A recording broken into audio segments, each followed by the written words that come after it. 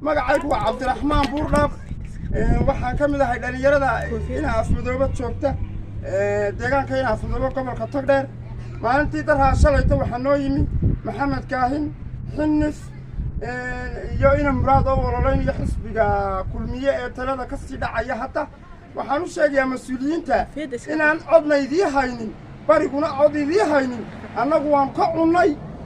waka xisbiga kulmiye alaabtiisu noo dhiibtay وإذا أركا وحنا نعودينا إسبدلك وحنا عودينا حسب جواتنا عبد الرحمن عرة يحس على حاجة حسن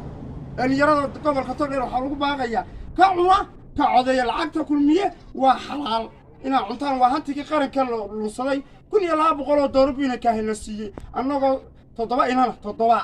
وأنا تورنا وحين كاهن وأخوة على أنت كنت كارن تقول صار أنا ما كنت بحط على دماته يا كاري كلا تقريني وكان نهار تاجنا قصة صارين السلام عليكم.